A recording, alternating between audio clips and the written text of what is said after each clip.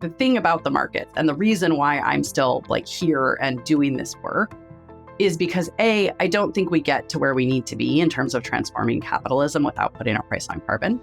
And that's what carbon markets do.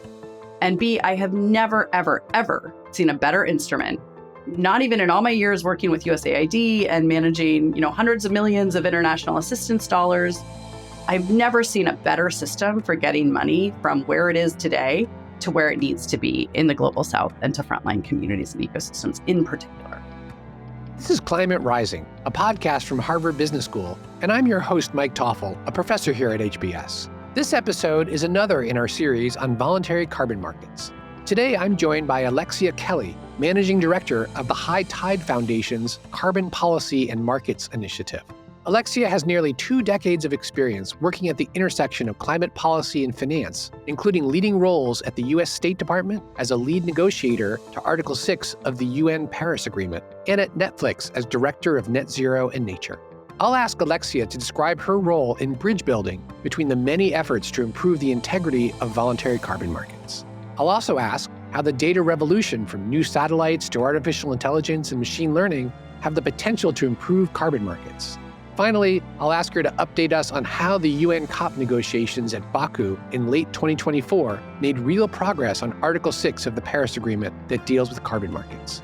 And as usual, I'll ask her for some advice for those interested in learning more about this field. Here's my conversation with Alexia Kelly at the High Tide Foundation. Alexia, thank you so much for joining us here on Climate Rising.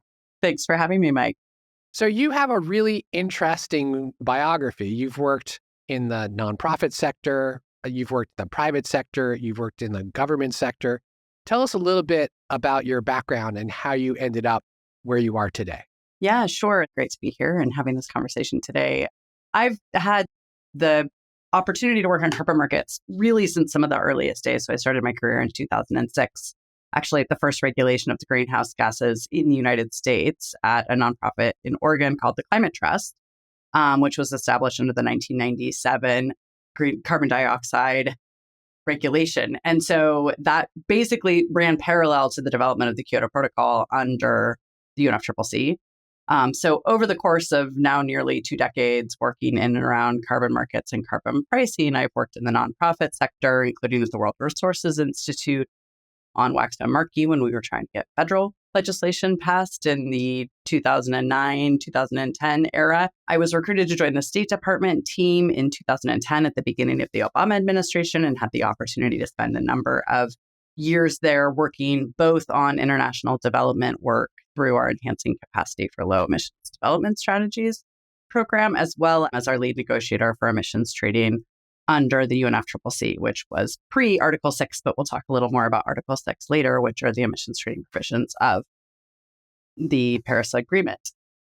And then after that, I wanted to go to the private sector. So I ended up working in a family office trying to understand why we had this big finance gap between all of the investment opportunities we were seeing in the climate clean energy space, particularly in emerging markets, and why that money wasn't moving. So did a bunch of work on understanding capital markets and really trying to understand what motivates the private sector to take action, which led me to joining Netflix in 2019 to help establish its inaugural sustainability program. So they had no sustainability program prior to that, not even a greenhouse gas footprint. And so we really built the program all the way from the ground up. And so I served as our director of Net Zero and Nature there for about 3 years before joining the High Tide Foundation just a couple of years ago to establish what is now the Carbon Policy and Markets Initiative. Great. So it's such an interesting and varied history. Let's talk about the High Tide Foundation. What was it formed? It's a family office. It's a funder, and it has a few different sort of lines of interest. So if you could tell us about each of them, and then we'll dive more into the voluntary carbon markets piece of it. Yeah, absolutely. So the High Tide Foundation is a private family office philanthropy focused exclusively on addressing the climate crisis. There's 2 primary areas of focus for the foundation. We do a tremendous amount of work on methane through our funding of Carbon Mapper, the Methane Hub, and other major initiatives to help really address and tackle methane pollution, which of course is one of the fastest kind of emergency brakes we have to pull as we're looking at addressing the climate crisis. I lead our work focused on carbon markets and carbon pricing. And so that's through the Carbon Policy and Markets Initiative, which we established just now 2 years ago, actually, to really help bridge what we observed was an increasing divide between where civil society and the science wants companies to be and where companies operating in the real economy actually are. And so I joke that now I'm just a professional board member, and we spend lots and lots of time really trying to build bridges and establish high integrity rules of the road that accelerate action and ambition, while also recognizing that there are very real constraints that folks operating in the global economy are facing as we seek to advance decarbonization solutions. Great. Now, we've spoken with Mark Kenber at VCMI and Amy Merrill at ICVCM, some of the organizations that you directly work with. Can you tell us a little bit about the bridges between the High Tide Foundation and your role and those organizations, as well as others that you're also helping to coordinate and sync up? Absolutely. Yeah. So I serve as a board alternate. The High Tide Foundation was a major funder of the ICBCM, the Integrity Council for Voluntary Carbon Markets predecessor, which was called the Task Force for Voluntary Carbon Markets. And that you think you'll cover that when you talk to Amy, but really coming in and having real capital markets actors looking for the first time at this artisanal baby carbon market that's been out in operation for a number of years and really thinking, okay, what's it going to take to grow that market up? So the High Tide Foundation has been a primary funder of that. We also invest significant in-kind resources there. I serve on the Standard Oversight Committee of the ICBCM, as well as serve as the chair of our continuous improvement work programs, which I can talk a little bit more about later. I also sit on the expert advisory group of the Voluntary Carbon Markets Integrity Initiative and on the U.S. technical advisory group of ISO, which is the International Standards Organization.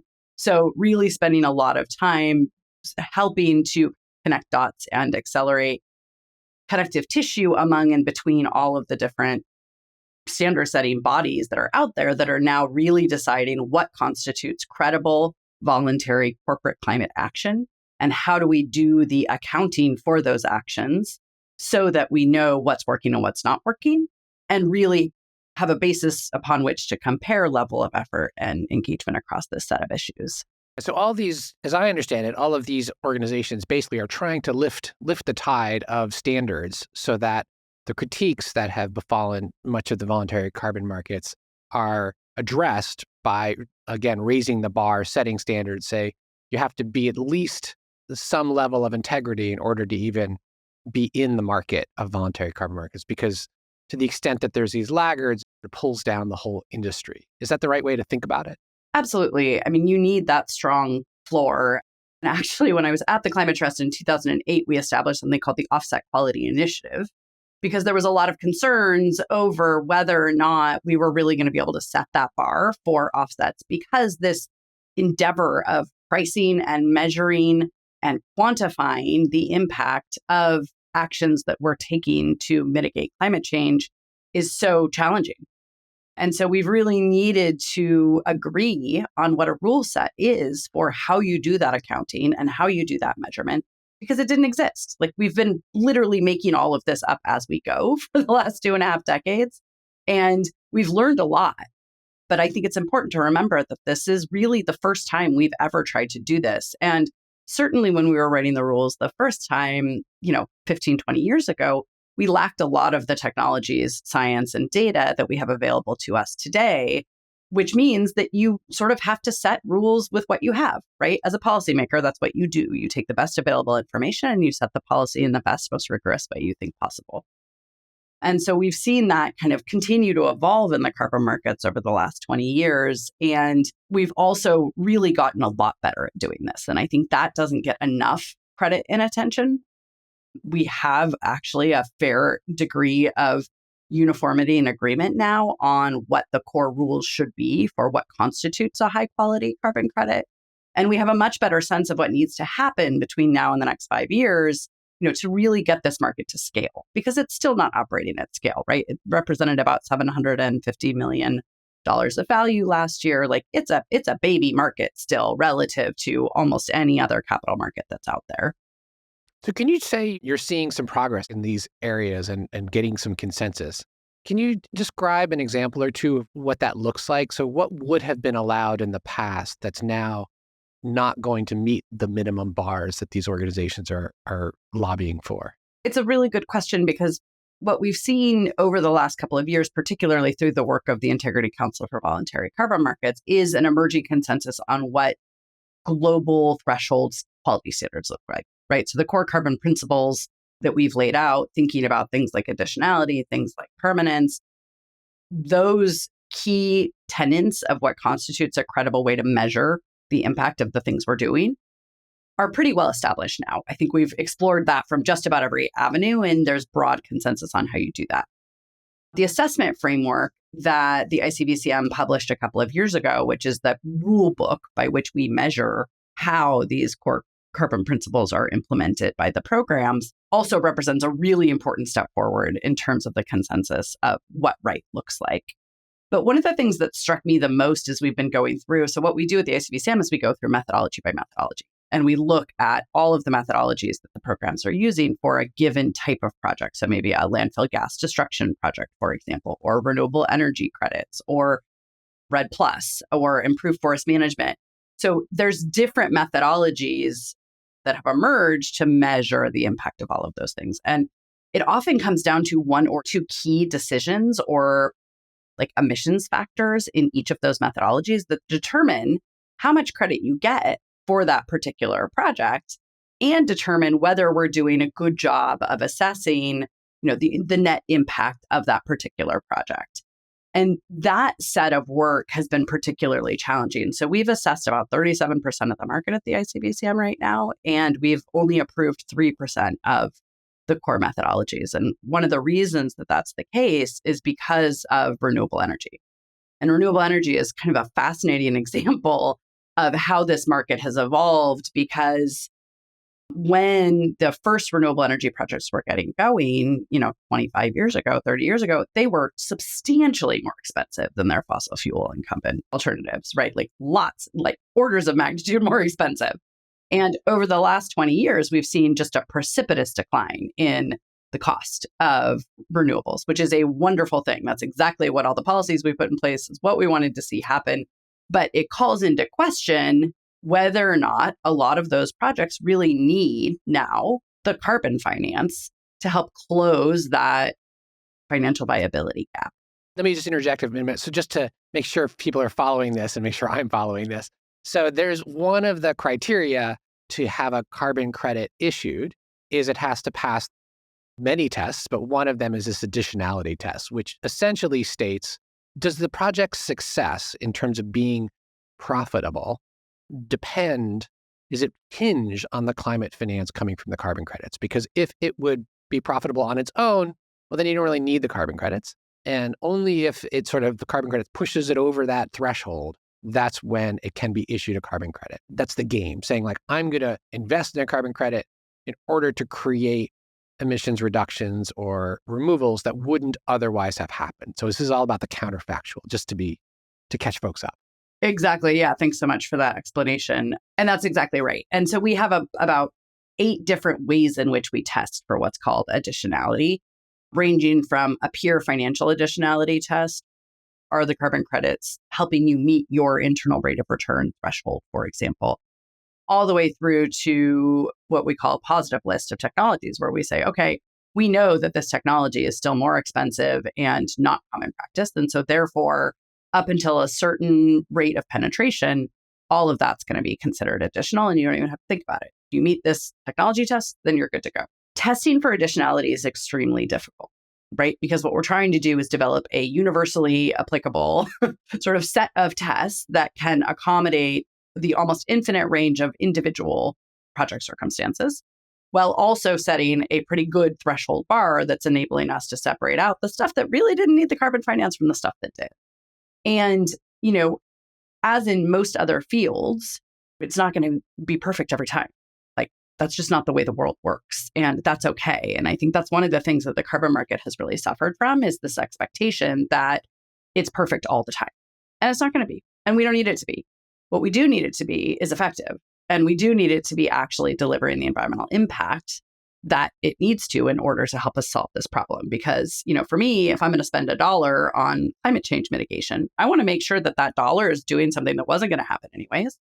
that has a lasting atmospheric impact and that's really helping us move the needle on the climate fight, because otherwise I'm wasting my money.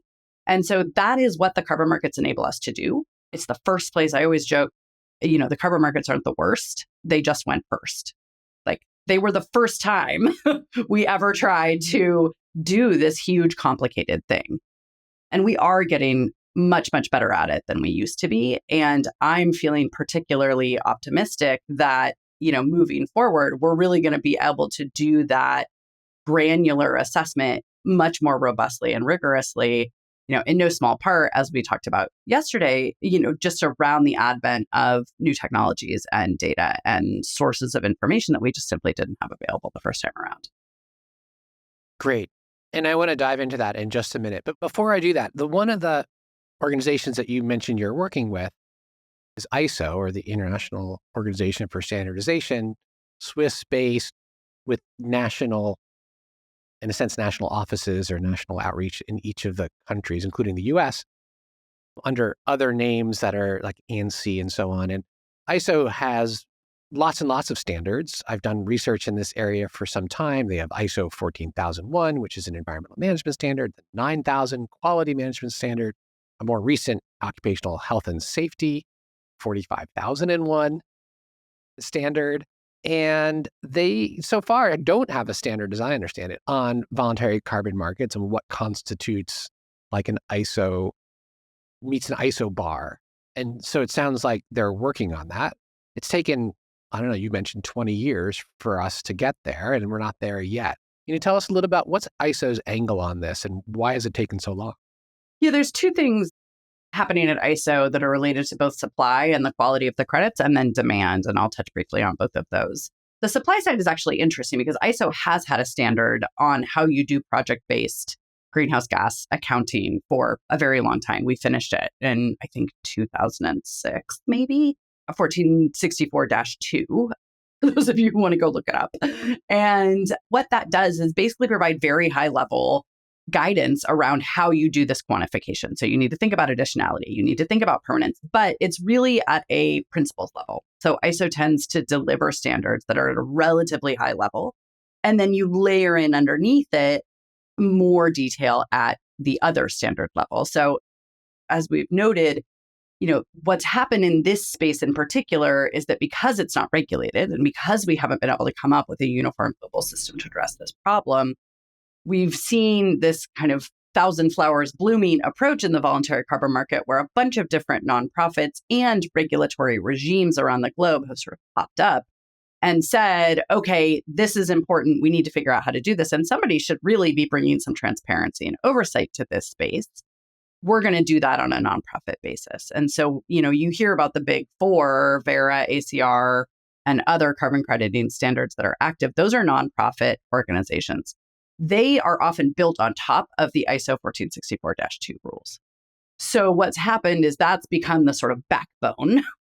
And then you have other organizations that have come in and kind of put the muscles and the flesh on the whole system so that you have a functional system for actually getting all the way through to market issuance and crediting. So they are in the process of reviewing some of those core standards around what are the principles of defining quality.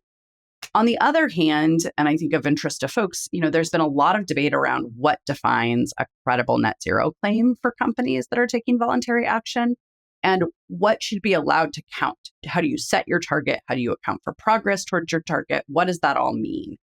That's the other half of the work that we do at CPMI quite actively, and that's really part of this debate. If we want a functional market, you need high quality supply and you need high quality demand. We have to have both of those things. A market with no demand is not a market.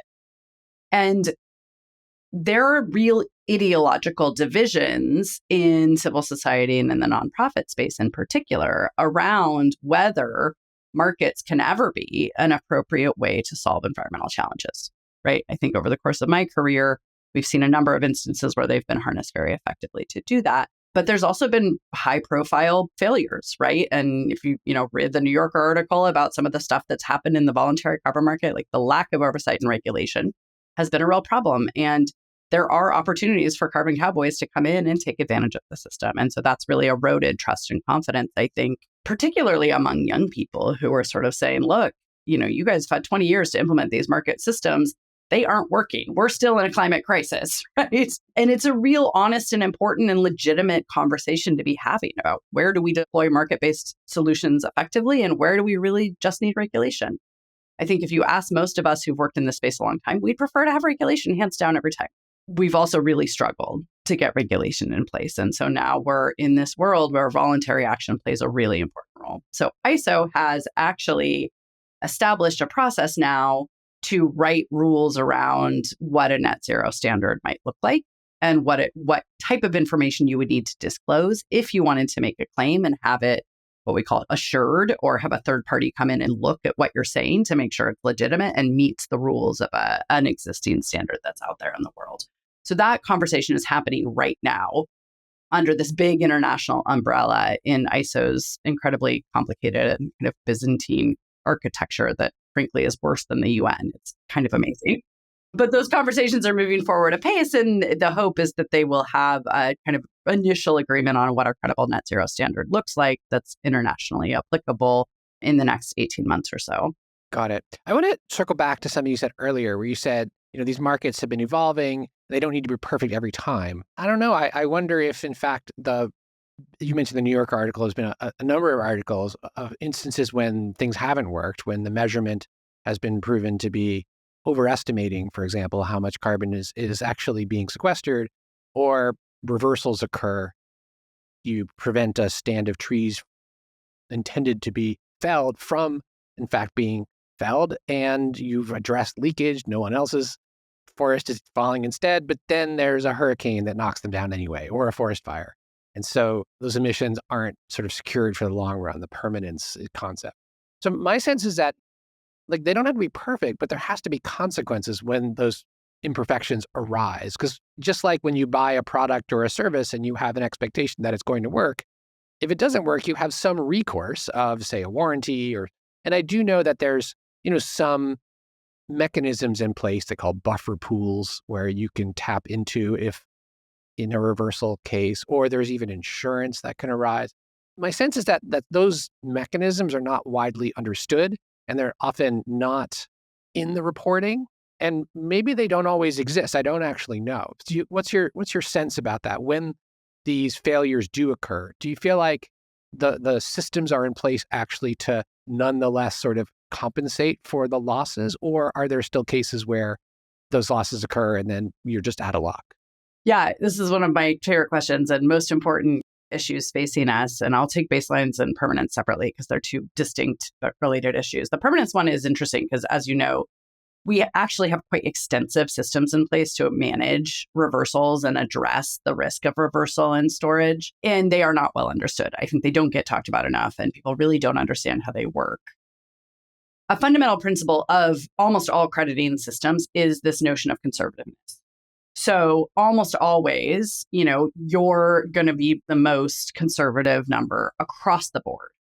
And so what we find is often projects are already pretty significantly discounted even before they get to issuance and the credits are out there. So there's this whole additional layer of protection that the system has built in that the public really never even sees because it all happens before the credits are issued. So as you're looking, so say I have a forestry project, I'm going to be applying my methodology. I'm going to be bringing my experts to collect the data. They do it all through statistically validated sampling systems, right? So they'll go out and they'll do random plots and they'll send people out into the middle of these woods and they have to go out and do direct measurement. This is being helped and accelerated a bunch by remote sensing and AI, but we still do on the ground verification. So it will often take a week to cover an entire project, and they send scientists out to go do direct measurement of the trees and then use really complicated sort of stratification systems in order to make sure that we're getting a statistically valid representation of the carbon stored in that particular project. That then gets run through this whole process, and you have a series of discounts that are applied before you even get to the credit issuance. So there's conservativeness built into the system there. Then after issuance, you have long-term monitoring requirements where farmer or foresters will sign up and say, look, I'm signing up legally to make sure that this carbon stays sequestered in this particular project area for X number of years. And it varies. You have to figure out, and the challenge here, right, is that what we're trying to do is design a system that delivers real atmospheric benefit. And there's been a raging debate in the academic and scientific community for a very long time about, we like to say, as long as it matters. How long does carbon need to be stored in order for it to have a real meaningful atmospheric impact? And the answer actually turns out to be not very long. So at this point, particularly given where we are with CO2 loading in the atmosphere, anything we can do to store and defer release of carbon has an atmospheric benefit. How much atmospheric benefit, right, is the thing that's at question. And there's the additional complexity of, if I'm using that credit to compensate for a fossil-based emission somewhere else, then you need to think about the equivalent impact. So there's two parts to permanence that you have to think about as we're thinking about this system design. So it gets very complicated. The way the standards have dealt with this is that they, in addition to the discounting and conservative calculations, they also have what are called buffer pools. So post-issuance, they'll look, and you are actually required to basically take a portion, and it varies across standards. It's anywhere from 5% for the jurisdictional level programs down to as much as 30 or 40% of your total credits have to be set aside in case there is a reversal. If a reversal occurs, then there's an extensive process they go through to actually directly measure the amount of carbon that was released from the project. And then they will go back and cancel an equivalent number of credits in the reserve to make sure, in the buffer reserve, to make sure that the atmosphere is made whole and that the credit, and you're not allowed to issue more credits until you've paid the buffer reserve back. So it acts basically like an insurance mechanism. There's lots of debate about how big should those buffer reserves be, what types of credits should be in them, what are the rules around administering them, should we be looking at a 2-to-1 cancellation? There's a lot of pieces to unpack as we design that system. But I believe, that having nature in these markets is not optional. We have to use the power of nature, which is, our original carbon removal machine, trees and forests and wetlands and soils, play just an essential role in regulating the climate and in helping us fight climate change cost effectively and efficiently. And so we're going to need to take a system level approach to addressing this challenge. And I believe we can do that. I actually think that we have both the science and the system capacity to set up really robust safety nets so that if reversals do occur, we can still make the atmosphere whole, because that, of course, is the most important objective of any of these systems. Is there transparency around the levels of these buffer pools, like an annual report that would declare these as assets and the usage of them? So the treatment of assets is a whole separate ball of wax, but generally, no. And that was actually one of the things that the ICVCM really came in and did, was to establish minimum transparency requirements across the board.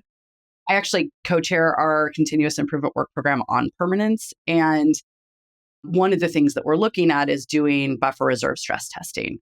So we're working with the standards to go in and say, okay, guys, let's look at how you do this. Because I have to say, the standards get a lot of criticism for this, but the fact of the matter is nobody else cared or was paying attention when we were setting this stuff up the first time. And so they've had to be judge, jury, and executioner, in terms of managing and building this infrastructure to make sure that we can deliver long-term atmospheric benefit and assurance.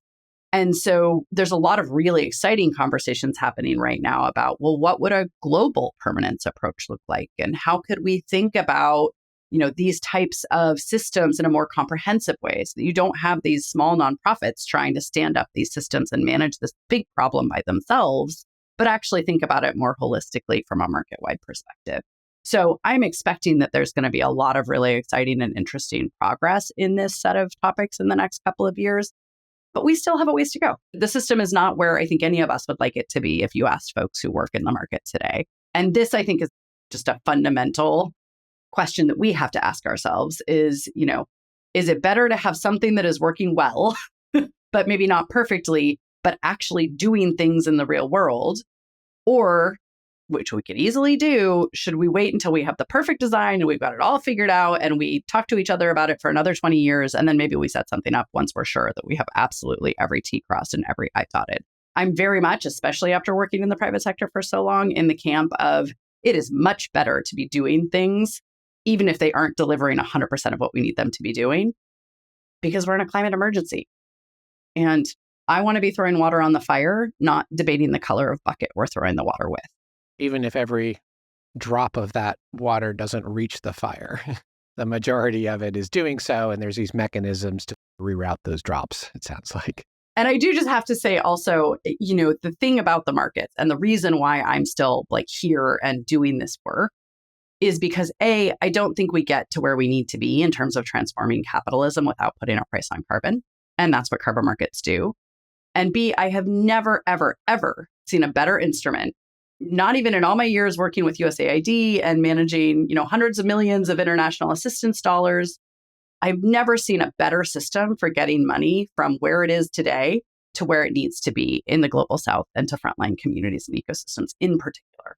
It is one of the best, most transparent, most rigorous systems we have for getting that money deployed into the things that really, really matter today for helping us address climate change and in addressing, historic environmental inequity and providing support to frontline communities. And I'll just one super fast anecdote on that. When I was at Netflix, I was due diligencing a project that we were buying for our portfolio. And it was this amazing rainforest dryland protection project in Kenya. And there's one paragraph, one line in their spec sheet that caught my eye. And I asked about it. They said, oh, it's, the headwaters of a major river. And I asked in the interview about it. And they said, oh, yeah, this actually is also the headwaters of the drinking water source of a city of 1 million people downriver. These projects, that wasn't quantified. It was literally just a line in the report. But the fact that this forest was providing the drinking water for 1 million people in an area that is severely affected by drought is just an example of what we call core benefits, not co-benefits of these projects, and the climate resilience and adaptation benefits that they deliver along with biodiversity and economic justice and financial transfer. So, we're big believers in the power of these markets because we've seen them work and we've seen firsthand the impact and benefits that they deliver to people. Not to mention the whole point of carbon pricing is to try and reduce carbon at the most efficient way possible system-wide. That's why economists are so in favor of this as a regulatory tool. And the absence of regulations, borrowing that same logic in the voluntary market, that's the goal, which I think often gets overlooked. It very much does. And I think in this debate too, it's getting a little lost. We talk in the net zero conversation, there's a big focus on how do we drive supply chain decarbonization, right? We want companies that have a net zero target to be reducing their emissions, which is totally fair. That's true. We do want them to be reducing their emissions. We also want their money to fund all of the other mitigation that is often, actually almost always, substantially lower cost than what it's going to cost them to reduce their emissions internally, particularly in the United States. And so balancing that in net zero kind of rules is really important. And it's one of the big debates we're having right now is how do we do that so that we can keep companies focused on the hard work of decarbonizing their actual operations, right? Getting the electric vehicles in, deploying the energy efficiency, buying the renewable energy, doing all of that really important work, while also mobilizing the money we need for nature and all of the other core of carbon removal and building that whole ecosystem and set of technologies. It's all going to take money, and we need to be doing it all simultaneously and as quickly as possible. Let me pivot a bit. Now, you mentioned, these markets have been around in one form or another for quite some time. And more recently, we've seen the injection of all sorts of interesting data revolution pieces here, whether it's satellites collecting CO2 and methane data, including, I think, methane sat you guys were involved with. EDF has just recently launched a satellite, which we did an episode on, to monitor methane emissions. There's all this new data. There's machine learning and AI technologies out there. Digitization is just really the force. That and climate change seem to be two of the next gen, disrupt everything forces. How do you view this revolution affecting the voluntary carbon market? Yeah, great question. I'm so excited about what remote sensing, AI, machine learning, Internet of Things is going to enable us to do to build really excellent monitoring, reporting, and verification systems. We call them MRV systems. And it's the whole system you build to make sure that the thing you've done is actually doing what it was supposed to do. And so High Tide has invested heavily in remote sensing capability and building out that ecosystem of both technologies and support nonprofits that are doing work. So we are an early investor and instrumental in getting Carbon Mapper up and out, which is a complement to EDF's methane sat. Carbon Mapper does very precise measurement of super emission sources of methane around the globe. And these emission sources were going undetected because we didn't have granular enough data review technology. So we're very excited about what that transparency is. And having philanthropy come in and fund this work means that this data is available to the public. There's been a lot of work that's happened in the remote sensing and satellite space because it's very expensive to do, right? These satellites cost tens of millions of dollars each. There's been a lot of that that's been built behind proprietary paywalls. And so having philanthropic dollars coming in means that we get to build the things and then make them publicly available, which then, of course, unleashes a whole new world of accountability and transparency. And we're seeing that really play out in the carbon markets in big ways as well. So what happened, a few years ago, as some of these new satellite technologies were coming on board, is folks were able to look and see at much lower cost what was actually going on in a lot of these project areas. And in some instances, they found that we were underestimating the amount of carbon that was being stored. Those stories don't tend to make the headlines. What does make the headlines is the instances, and these also existed, where we overestimated the amount of deforestation that was happening. That, I think, it's a wonderful thing that we have all of this new data and information, but it also means that it's caused sort of a reset in the market in some ways, because when we wrote these methodologies the first time, we didn't have any of that information available. And so it caused, I think, a revolution in the way in which we are thinking about and doing measurement for carbon projects in overall incredibly exciting ways. I feel so much better knowing that we have this data and information because it enables us to say with much more precision and accuracy, this is working and this isn't working. And that's essential to building out this entire system. So the Internet of Things. So particularly in developing countries, you'll have a bunch of cook stoves, right? You'll have thousands of cook stoves distributed over a bunch of countries. We know there's real environmental and atmospheric benefit to those projects, but precisely measuring exactly the amount of wood that's going into the cook stove on a daily basis in places that often don't even have electricity is extremely challenging, right? So we rely on statistics, which we should continue to do. We rely on sampling and survey technologies, but we can also now put sensors on that are just automatically pinging data all the time so that we can measure much more precisely and consistently the atmospheric impact of these things and what's really happening on the ground. So it's hard to overstate the importance of these technologies for enabling us to build out that really comprehensive MRV system. That's also going to enable us to help build better permanent systems overall, inform how much should be going into buffer reserves, and do a much better job of setting baselines, which, as you mentioned earlier, is that counterfactual projection into the future of what would have happened in the absence of the project. And so we can get much better historical data at much lower cost now. So we're really excited to see this set of technologies come to fruition, and it's going to have huge impacts on the market moving forward. Got it. Let's just dive in for just a second on the cook stove example, because I want to provide a little bit of background or seek a little background. So typically, cook stoves projects involve someone financing the deployment of cook stoves to enable folks, in some cases, to, for example, use less wood or use wood more efficiently in cooking. And so the idea is it reduces deforestation. It still allows people to cook their meals. And the reduction in the deforestation is the carbon credit claim. And the financing that these cook stoves wouldn't be available without carbon financing, that's the additionality claim. And the issue, as I understand it, is like the measurement question, which, for example, is, well, if we give out 1,000 cook stoves. Are all 1,000 of those being used every day? Are some of them maybe breaking and therefore like only 900 in year 2 are being used? And then maybe some people use 2 of them. And so they're getting twice as much cooked. So that's good for the family, but they're still using the same amount of forest, for example. So there's all these different question marks in the deployment. Is that the type of thing? And you're saying with technology, we can perhaps identify the extent to which these cook stoves are actually being deployed to take away some of the assumptions that one would otherwise have to do, or the manual census every year for X years to sort of check in on this. Is that what we're talking about? That's right. Yeah. And I think the cook stoves is actually an interesting example because, as you noted, a lot of these impact numbers are tied to the relative deforestation rates around the project area where people are collecting the fuel wood from. And there's been a lot of debate about what is the right number, how do you measure it? It's obviously enormously variable depending on sort of cultural, geographic, a wide range of conditions that are in place all over the place.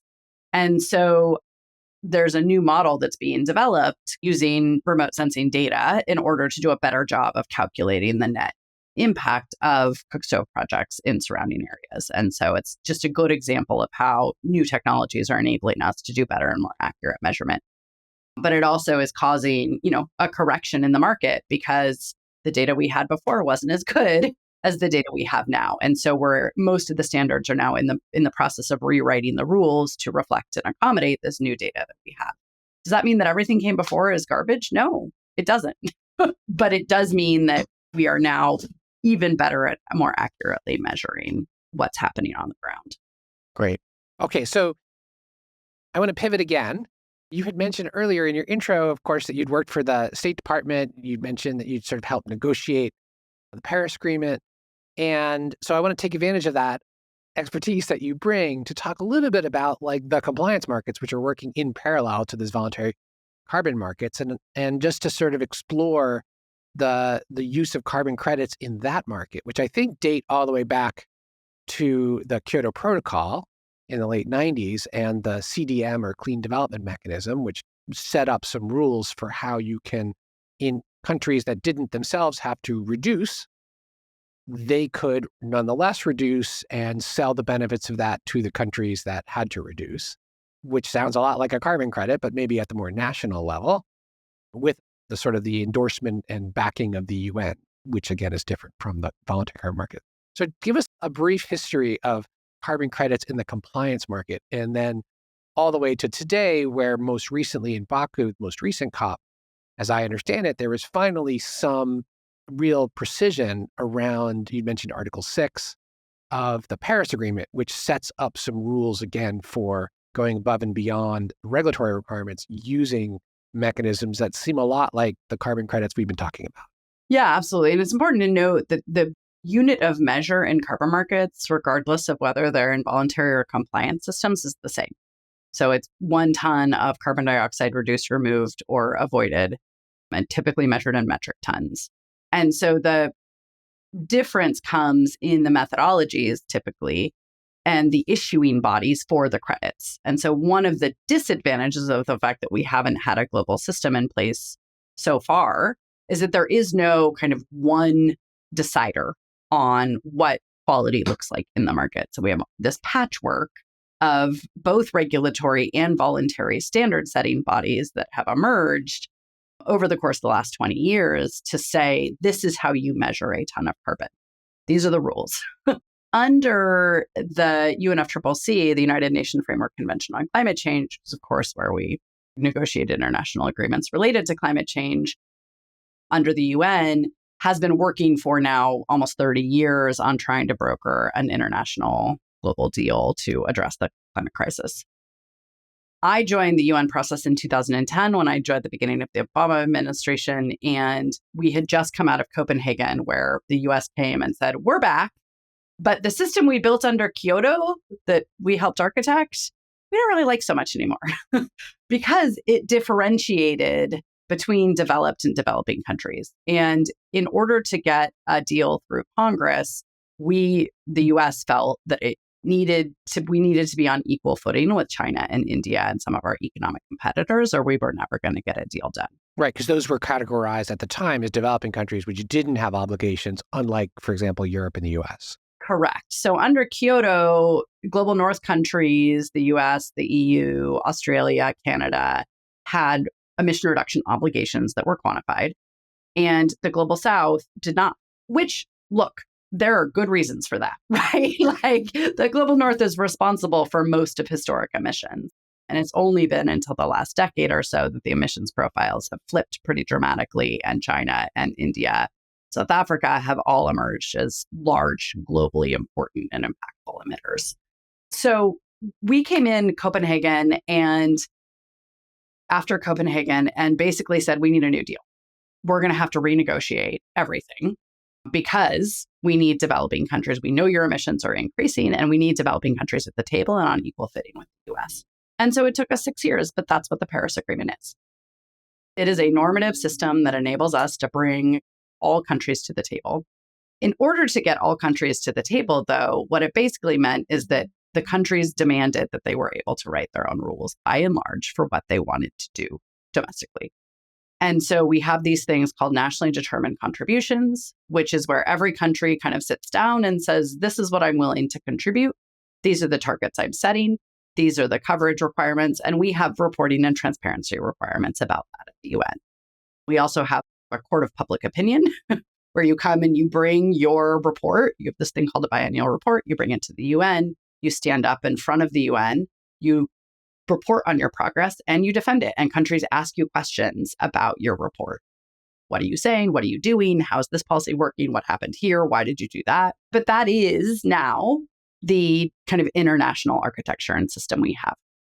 Emissions trading has always been a contentious part of the UN system as well.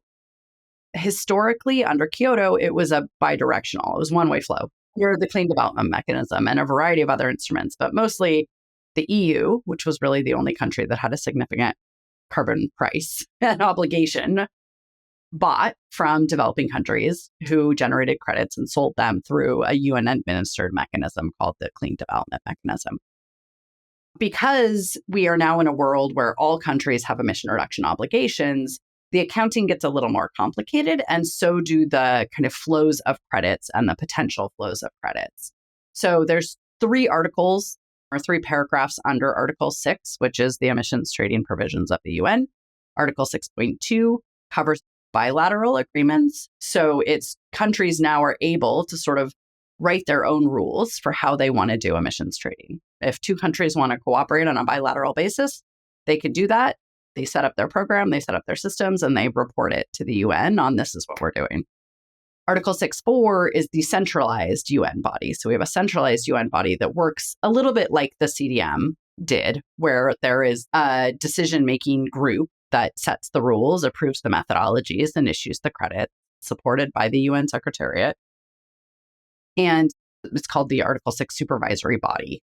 And they are responsible for writing and approving the rules under Article 6.4. So that's for countries that would really like to have that UN oversight and want a centralized and efficient and administrative, like a system that's all kind of taken care of for them. That's what 6.4 is. And then the third paragraph is 6.8, which are non-market-based approaches, which is in there the assistance of countries that don't believe in market-based mechanisms, but wanted to have a note in there. So that's a story for over a beer. The important ones are really 6.2 and 6.4. Great. And so what's the recent, what happened in Baku? Because these paragraphs, these were in from the beginning, or these paragraphs are new? Those are the original paragraphs. What we needed to do was write all the rules for how you did that, because 6.4 just says we're establishing this body. And then you had to go out and write all of the, what we call modalities and procedures, all of the rules for how the body was going to work, who was going to sit on the body, how many times was it going to meet, who was going to be responsible for making the decisions, what were the criteria that you're using to make the decisions. Like all of that had to be written up. And that ended up taking 10 years. So they worked for the last 9 years. So what happened in Baku that's so significant is that we finally agreed that rule set. So that means that in the next year or so, we should start to see credits flowing through this UN system as methodologies get approved and as projects and pipelines start to come in. So that's net a great thing, because it hopefully means that we'll get that money going again into mitigation globally. But we're going to need to watch it as well because, the thing I personally don't like about the Paris Agreement is that it is normative and it is largely voluntary and it doesn't have as much oversight as I would like of stuff that's happening in different parts of the world. We rely very heavily on transparency. So, it's going to be important for civil society and others to keep an eye, particularly on 6.2 and these bilateral agreements that countries are writing, because here you have two parties that are both interested in potentially inflating baselines or creating credits because it's going to make it cheaper and easier for them to meet their international commitments. So that's a place where I think folks are going to need to keep a close watch and that we're certainly watching closely and will be seeking to advocate. I think it's also a place where the ICVCM is going to help a lot because we are becoming truly a global benchmark for both voluntary and compliance systems about what right looks like and what good looks like. So making sure that we push the whole world towards that threshold is going to be incredibly important in the next few years. Yeah, very interesting enmeshing of the voluntary institutions and the compliance markets that are emerging. Okay, so before I let you go, let me ask you the same question I ask all of our guests before I let them go, which is advice. So for folks who are listening to this podcast, some might be interested in learning more, maybe thinking about career opportunities in the voluntary carbon markets, or maybe now in the compliance carbon markets, now that there's some interesting evolution going on. What advice do you have for them as far as podcasts or conferences or websites or newsletters, whatever it might be?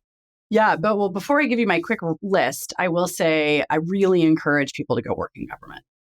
Go work in government. You learn a tremendous amount. Our, civil society and government institutions are really fragile right now. And, whether it's the local level, the federal level, we need good people filling those jobs. And so it is the best way to develop your career I can possibly imagine. And it's incredibly important work for keeping the fabric of our society knit together. If you want to get more involved in carbon markets, there's lots of good resources out there. So there's the Navigating the American Carbon World Conference that happens every year in Los Angeles in March.